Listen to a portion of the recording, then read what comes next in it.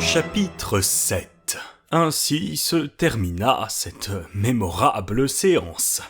Cet entretien me donna la fièvre. Je sortis du cabinet de mon oncle comme étourdi, et il n'y avait pas assez d'air dans les rues de Hambourg pour me remettre. Je gagnai donc les bords de l'Elbe, du côté du bac à vapeur qui met la ville en communication avec le chemin de fer de Harbour. Étais-je convaincu de ce que je venais d'apprendre ? N'avais-je pas subi la domination du professeur Lidenbrock ? Devais-je prendre au sérieux sa résolution d'aller au centre du massif terrestre ? Venais-je d'entendre les spéculations insensées d'un fou ou les déductions scientifiques d'un grand génie? En tout cela, où s'arrêtait la vérité? Où commençait l'erreur? Je flottais entre 1000 hypothèses contradictoires, sans pouvoir m'accrocher à aucune. Cependant, je me rappelais avoir été convaincu, quoique mon enthousiasme commençât à se modérer, mais j'aurais voulu partir immédiatement et ne pas prendre le temps de la réflexion. Oui, le courage ne m'eût pas manqué pour boucler ma valise en ce moment. Il faut pourtant l'avouer, 1 heure après, cette surexcitation tomba, mes nerfs se détendirent, et des profonds abîmes de la terre, je remontais à la surface. « C'est absurde !» m'écriai-je, « cela n'a pas le sens commun. Ce n'est pas une proposition sérieuse à faire à un garçon sensé. Rien de tout cela n'existe, j'ai mal dormi, j'ai fait un mauvais rêve. » Cependant, j'avais suivi les bords de l'Elbe et tourné la ville. Après avoir remonté le port, j'étais arrivé à la route d'Altona. Un pressentiment me conduisait, pressentiment justifié, car j'aperçus bientôt ma petite Graüben, qui, de son pied leste, revenait bravement à Hambourg. « Graüben !» lui criai-je de loin. La jeune fille s'arrêta, un peu troublée, j'imagine, de s'entendre appeler ainsi sur une grande route. En 10 pas, je fus près d'elle. « Axel !» fit-elle surprise. « Ah, tu es venu à ma rencontre ? C'est bien cela, monsieur. » Mais en me regardant, Graüben ne put se méprendre à mon air inquiet, bouleversé. « Qu'as-tu donc ?» dit-elle en me tendant la main. « Ce que j'ai, Graüben !» m'écriai-je. En 2 secondes et en 3 phrases, ma jolie Virlandaise était au courant de la situation. Pendant quelques instants, elle garda le silence. Son cœur palpitait-il à l'égal du mien? Je l'ignore, mais sa main ne tremblait pas dans la mienne. Nous fîmes 100 de pas sans parler. « Axel !» me dit-elle enfin. « Ma chère Graüben, ce sera là un beau voyage. » Je bondis à ces mots. « Oui, Axel, un voyage digne du neveu d'un savant. Il est bien qu'un homme se soit distingué par quelque grande entreprise. »« Quoi Graüben, tu ne me détournes pas de tenter une pareille expédition ?»« Non, cher Axel, et ton oncle et toi, je vous accompagnerais volontiers si une pauvre fille ne devait être un embarras pour vous. » « Dis-tu vrai ?»« Je dis vrai. »« Ah, femme, jeune fille, cœur féminin toujours incompréhensible. Quand vous n'êtes pas les plus timides des êtres, vous en êtes les plus braves. La raison n'a que faire auprès de vous, quoi. Cet enfant m'encourageait à prendre part à cette expédition. Elle n'eut pas craint de tenter l'aventure. Elle m'y poussait, moi qu'elle aimait cependant. J'étais déconcerté, pourquoi ne pas le dire, honteux. « Graüben, repris-je, nous verrons si demain tu parleras de cette manière. »« Demain, cher Axel, je parlerai comme aujourd'hui. » Graüben et moi, nous tenant par la main, mais gardant un profond silence, nous continuâmes notre chemin. J'étais brisé par les émotions de la journée. Après tout, pensais-je, les calendes de juillet sont encore loin et d'ici là, bien des événements se passeront qui guériront mon oncle de sa manie de voyager sous terre. La nuit était venue quand nous arrivâmes à la maison de Königstrasse. Je m'attendais à trouver la demeure tranquille, mon oncle couché suivant son habitude, et la bonne Marthe donnant à la salle à manger le dernier coup de plumeau du soir. Mais j'avais compté sans l'impatience du professeur. Je le trouvais criant, s'agitant au milieu d'une troupe de porteurs qui déchargeaient certaines marchandises dans l'allée. La vieille servante ne savait où donner de la tête. « Mais viens donc, Axel, à toi donc, malheureux !» s'écria mon oncle du plus loin qu'il m'aperçut. « Et ta malle qui n'est pas faite, et mes papiers qui ne sont pas en ordre, et mon sac de voyage dont je ne trouve pas la clé, et mes guêtres qui n'arrivent pas !» Je demeurais stupéfait, la voix me manquait. C'est à peine si mes lèvres purent articuler ces mots. « Nous partons donc ?»« Oui, malheureux garçon, qui va te promener au lieu d'être là. »« Nous partons ?» répétai-je d'une voix affaiblie. « Oui, après-demain matin, à la première heure. » Je ne pus en entendre davantage, et je m'enfuis dans ma petite chambre. Il n'y avait plus à en douter, mon oncle venait d'employer son après-midi à se procurer une partie des objets et ustensiles nécessaires à son voyage.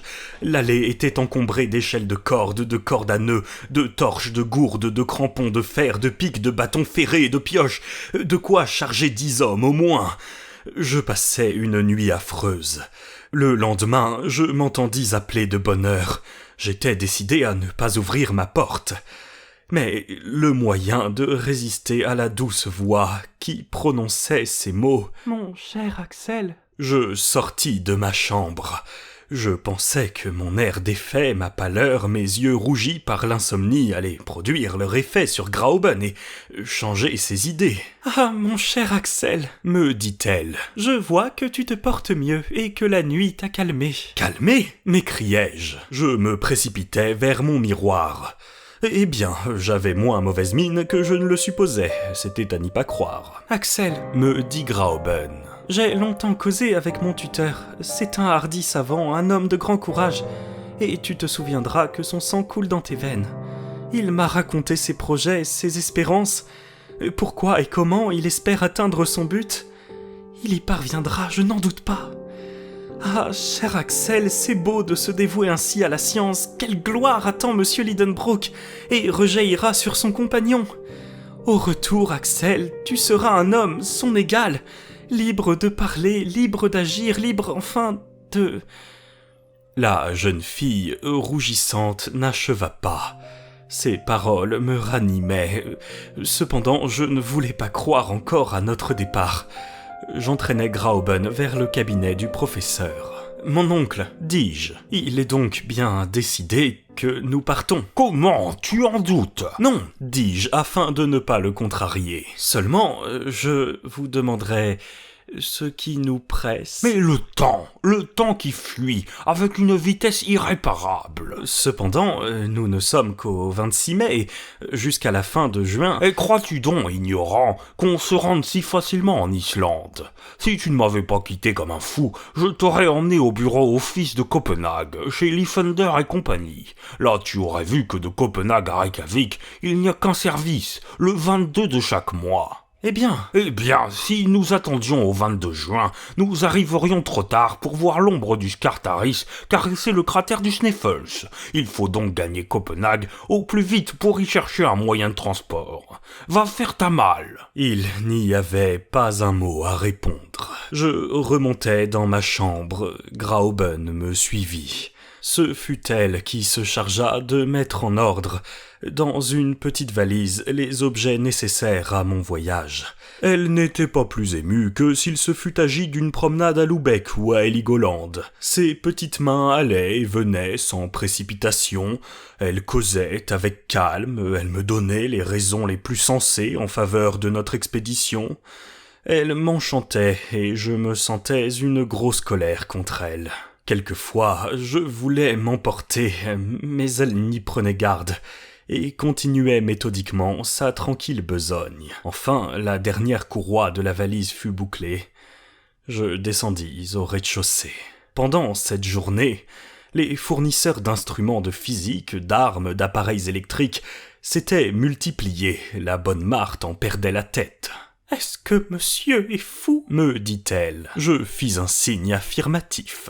« Et il vous emmène avec lui ?» Même affirmation. « Où cela ?» dit-elle. J'indiquai du doigt le centre de la terre. « Ah, la cave !» s'écria la vieille servante. « Non, dis-je enfin, plus bas. » Le soir arriva, je n'avais plus conscience du temps écoulé. « À demain matin, dit mon oncle. Nous partons à 6 heures précises. » À 10 heures, je tombais sur mon lit comme une masse inerte. Pendant la nuit, mes terreurs me reprirent.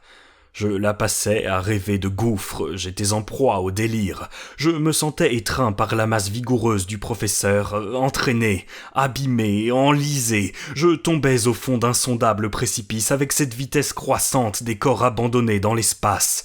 Ma vie n'était plus qu'une chute interminable. Je me réveillais à 5 heures, brisé de fatigue et d'émotion. Je descendis à la salle à manger, mon oncle était à table. Il dévorait, je le regardais avec un sentiment d'horreur. Mais Graüben était là. Je ne dis rien, je ne pus manger. À 5h30, un roulement se fit entendre dans la rue. Une large voiture arrivait pour nous conduire au chemin de fer d'Altona. Elle fut bientôt encombrée des colis de mon oncle. « Et t'as mal ?» me dit-il. « Elle est prête, » répondis-je en défaillant. « Dépêche-toi donc de la descendre, ou tu vas nous faire manquer le train !» Lutter contre ma destinée me parut alors impossible.